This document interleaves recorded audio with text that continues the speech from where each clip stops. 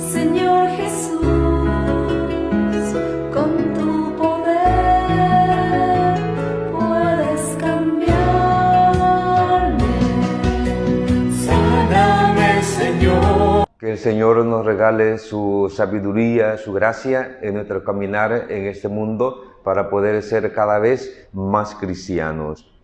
Escuchamos ahora en el Evangelio de San Marcos, capítulo 8, versículos del 27 al 33.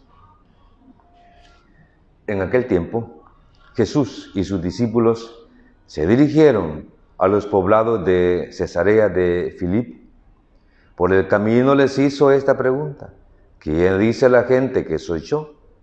Ellos le contestaron: algunos dicen que eres Juan el Bautista, otros que Elías, y otros que alguno de los profetas.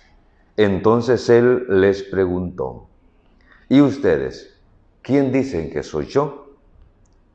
Pedro le respondió: tú eres el Mesías. Y él les ordenó que no se lo dijeran a nadie.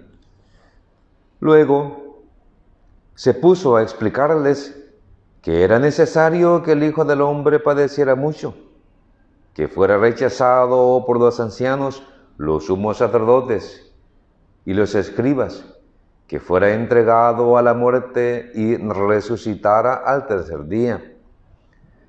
Todo esto se lo dijo con entera claridad.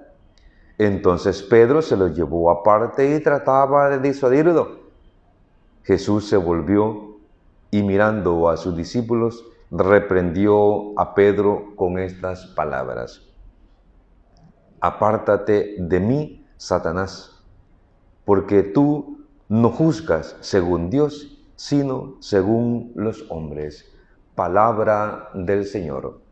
Gloria a ti, Señor Jesús.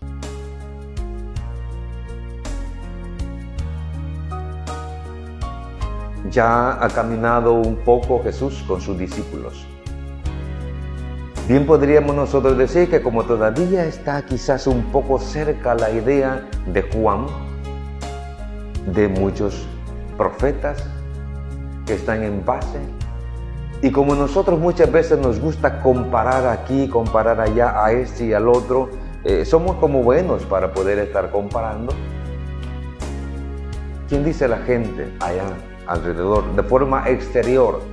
¿Quién dice la gente que soy yo? Y empiezan a explicar de las noticias de fuera, las noticias exteriores, las noticias de segunda mano. No es muy correcto recibir noticias de segunda mano. A veces están equivocadas. Pero Jesús entonces ahora les hace la segunda pregunta.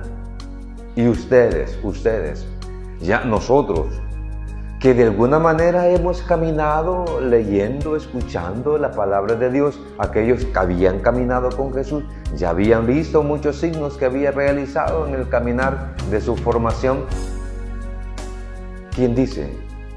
¿Quién dicen ustedes que soy yo?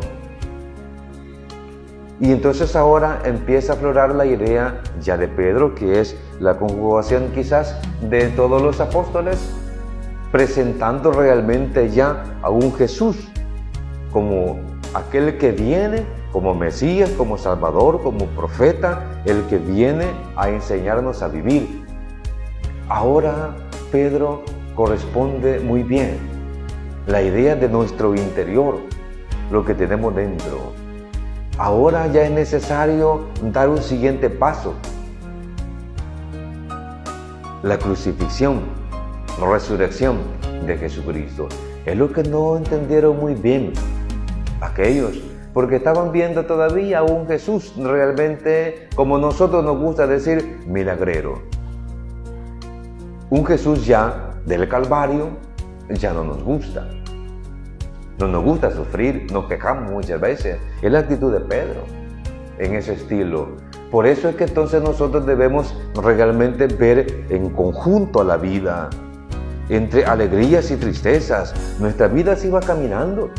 Si aceptamos la alegría, muchas veces cuando viene hay que aceptar la tristeza. Y es el caminar que Jesús va enseñando también a sus discípulos. Por eso es que corrigió a Pedro, como nos corrige a nosotros, para que podamos aceptar realmente alegrías y tristezas que vamos caminando en nuestra vida.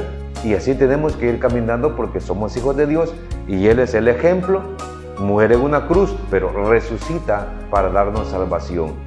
Que estos ideales, hermanos, hermanas, nos vayan iluminando a cada uno de nosotros en este mundo para ser cada vez más cristianos, capaces de compartir el reino de los cielos. Háblame, Señor.